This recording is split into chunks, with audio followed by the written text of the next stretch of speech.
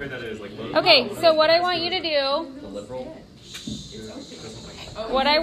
do, is go to Stat Test 5, and we are going to perform the test. Now, there's no context on this problem, but it doesn't really matter. We don't necessarily need the context. And so you're going to go to Stat Test 5. You will type in 0.2, then the x value, the n value, and then we're doing a greater than test. So hit enter. What is my sample proportion? What is my p hat? 0.225. What is my z? So what is my test statistic? 1.25. And what is my p value? 0.1056. So looking at my p value compared to my alpha, what would my conclusion be? What would I say? Since 0.1056. So since the p value is greater than alpha, alpha is 0.05, I fail to reject HO. Then I say there is not sufficient evidence to suggest, and then I put ha in context, so to suggest that the true proportion is, I don't know of what, so there's no context, but the true proportion is greater than 0.2. Where'd you get the point? Oh, okay. Because it's from the null hypothesis. So from that, then it's asking me for a corresponding confidence level. It's a one-tailed test, so I do 1 minus 2 alpha. Good. So 1 minus 2 alpha gives me 1 minus 2 times 0.05, which gives me 1 minus 0.1, so 90% confidence level.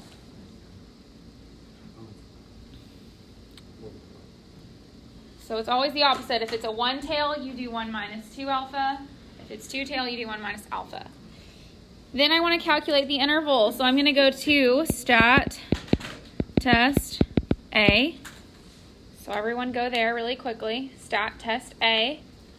You'll notice that your x value and your n value are already in there for you. That was nice of them. Wait, I thought we did something with I need food. What? I thought we did something with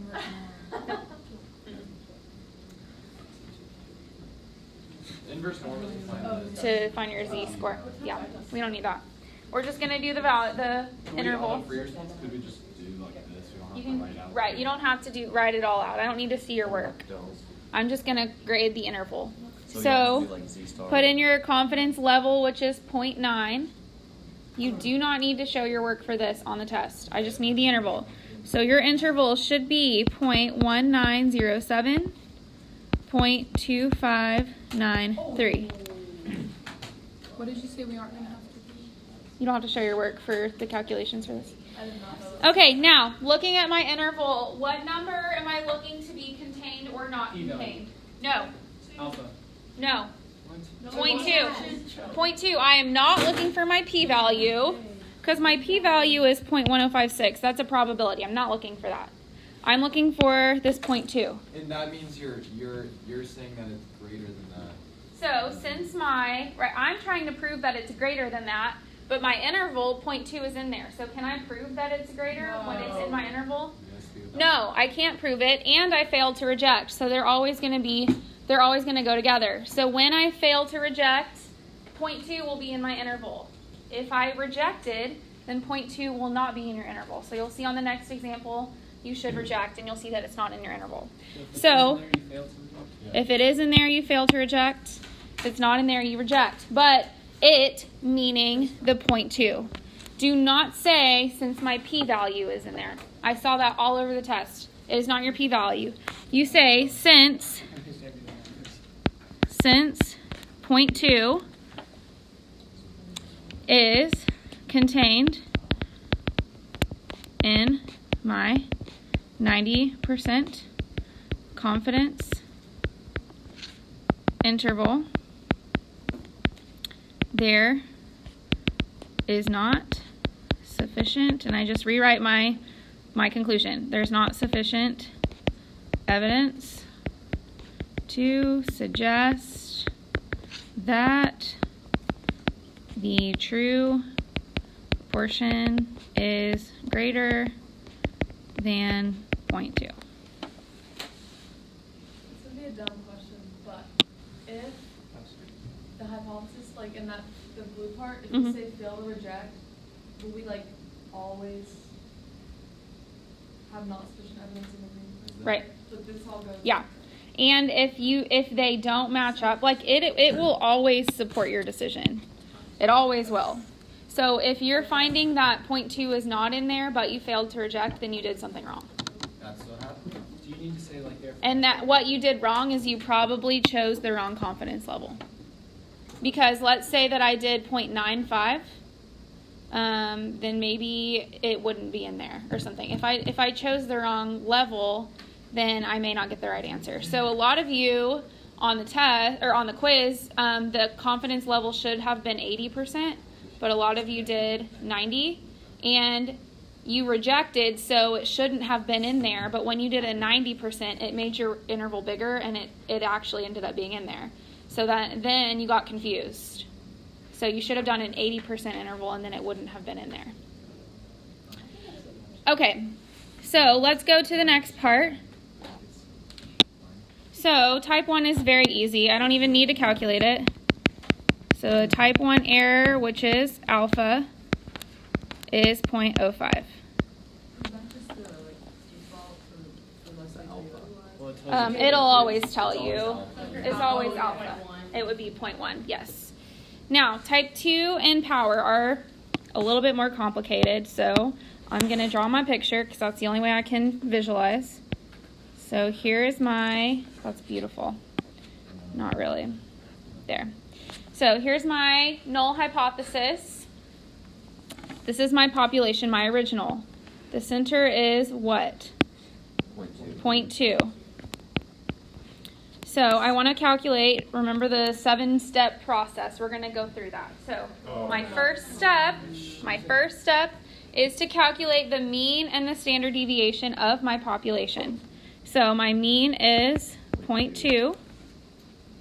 My standard deviation is going to be the square root of 0.2. 1 minus 0.2, so 0.8. What's my sample size? 400.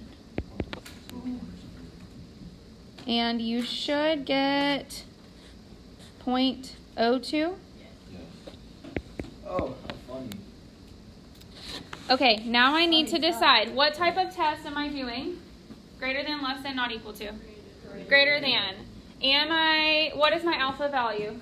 0.05. So now I need to find my rejection point, which will be right here. At the what percentile? The 95th percentile. So this right here is alpha, that's 5%. So basically, I need to find what value am I going to reject at. And I do that by typing in inverse norm. Yeah, because it's a greater than test, so it's the upper half. And I'm going to put in 0.95, my mean, which is 0.2, and my standard deviation, which is 0.02. And what do you get? 0.2329. Oh. Wait, that's not what I That's the thought. line now. That's the line I of got 0.233. So that's saying like at what point is Right, so basically, what does my sample need to be to where I reject? If I get a sample greater than that, I reject. If I get a sample, like when I take my sample. And that percentage of people are this. Can we put words to it? So when I took my sample here, my p hat was 0.225, Okay. which it falls like right around here, 0.225. And I failed to reject, right? If I would have gotten 0.25 over here, I would have rejected. So basically, when I take Okay. when I take my sample and I'm comparing it to the population, if I get a sample that's anything greater than this, I'm going to make the decision to reject. Okay. But when I took my sample here, I ended up getting 0.225 and I failed to reject. So it was in this region, like right here. That's your new graph. Okay, so now my new graph, probably should have drawn this a little better, but I'm going to draw my new normal curve that's centered at 0.225. So here we go. Where'd you get 225? That's my p hat, which was 0.225. And I still have this line right here.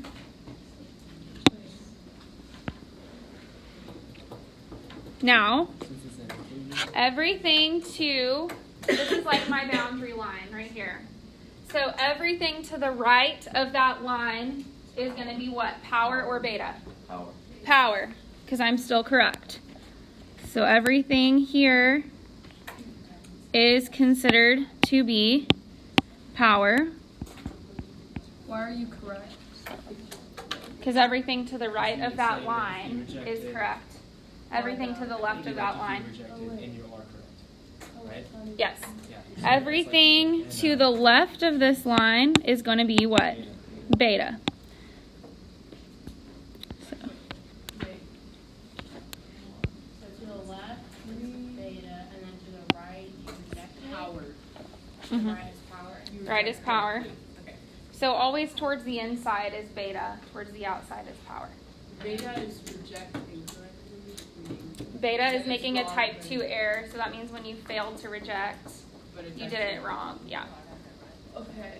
You have to make a new standard So it's deviation ha-ha. for the inverse So one. Ha ha. Or so not. And a new mean. So it's. So that's Do you like think it's? you reject or you failed to reject when you should have rejected. What? Yes, exactly. So power is when you reject. You and correctly. And you're right. Yes. Beta is you. Beta is when you fail to reject. Should have. And you're and you failed to reject, but you should have rejected. So you beta gave was me- Okay, so This whole then. set is you are Just right. give me a way to remember that. Okay, so now from that, my next step is I want to find a new mean and standard deviation of my sample. Yes, Why is power so little? because there's not a big chance of it based on my sample. My sample wasn't that great. That's why I don't have as much power. Because my sample was pretty close to my original. If I got a sample of 0.299 or 0.3, I would have a lot more power. But since my p hat is so close to 0.2, I don't have very much power. But like imagine this normal curve right here shifting over because the center is now out here. Oh, the My whole left power, part I'm would going to be have so power. much more power. That makes sense. The Right. whole left part would be power. and Yeah. the little baby would be- Well, no, the whole right would still be power, but my power line doesn't move.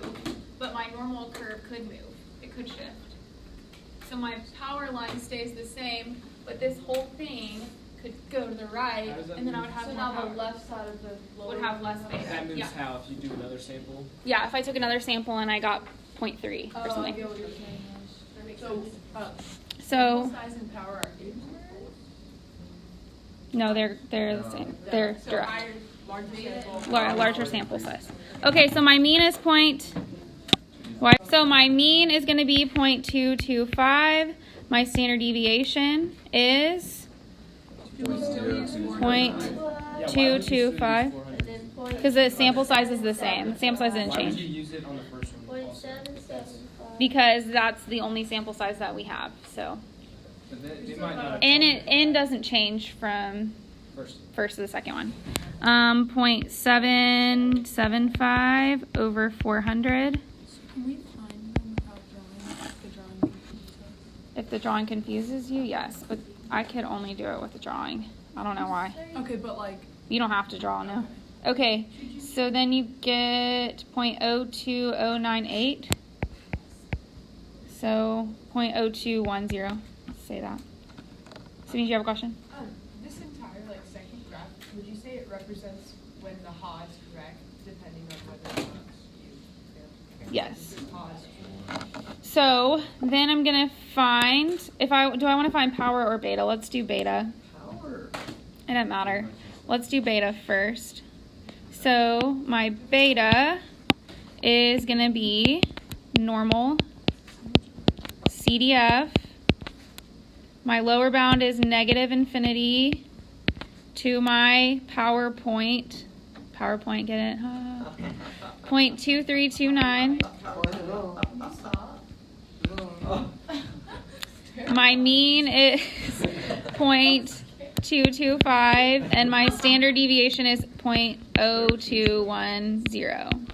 Okay, can we So basically, I'm finding the area of the orange part okay, so what was the purpose of us doing the whole top part? That's to get you a find, reference, yeah, to find get it. you a reference of where. And you the have to find that- bound find is. you that little projection point. That's why you need to do it manually. So you should get 0.6473. She drew out more than, she was just drawing out things that gets you the projection point. So we have to draw But like the all drawing that is for already size. You don't have to. Okay. How would one do it? So, I don't know. So the power, It is 1 minus Couldn't you 0.6473. just okay, let's say if the drawings were erased, couldn't you literally just do the inverse norm as the upper or the lower bound and then just do like the mean and the standard deviation for the other parts of normal CDF? Yeah, but you just might get confused of which way to go, like to negative infinity or to positive infinity. But isn't it just based on the sign in Hall? Right, but see, I'm doing negative infinity to that bound for beta. Wait, so type 2 is everything just Like I'm doing the opposite. If you wanted to do power, then you could do normal CDF of 0.2329 to infinity and use the mean and standard deviation. Then do 1 minus that for beta. What does power stand for?